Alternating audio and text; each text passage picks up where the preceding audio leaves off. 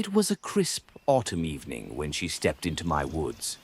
Her name was Sarah. I remember her well, how she moved, how she breathed. People think I don't remember.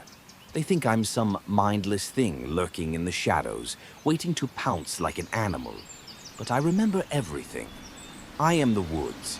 Every root, every whisper of wind, every shadow stretching across the moss-covered floor.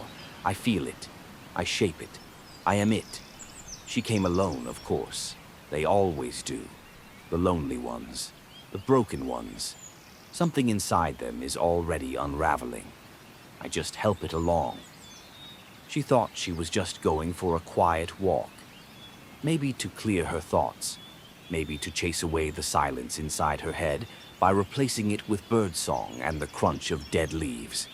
But I am the silence, and she brought her sadness with her like a wound, bleeding fear, doubt, guilt, delicious things.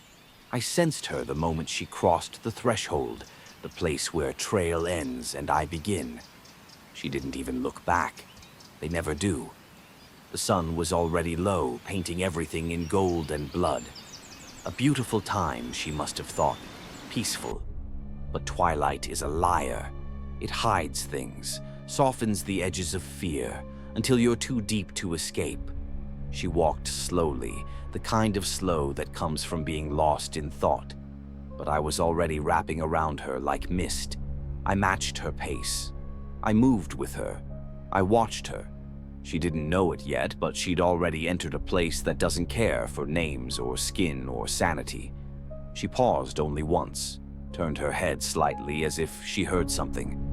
That was me, brushing the edge of her awareness. Just a breath of presence, a suggestion. That's how it always starts. Then, the whispers.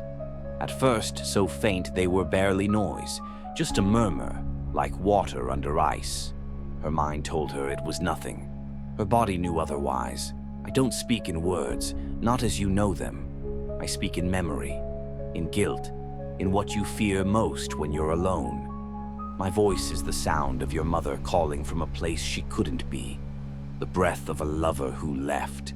The voice you hear in your head at 3 a.m. that says, "You were never enough." I whispered, and she listened, even when she told herself she wasn't. She slowed, her eyes darted. She whispered to herself too. A name? A prayer? Does it matter? That's the moment her breathing changed, when her fear turned real. She looked behind her. Good. I let her feel the weight of my gaze then, heavy and cold like winter before it arrives. She started to walk faster. The whispers followed.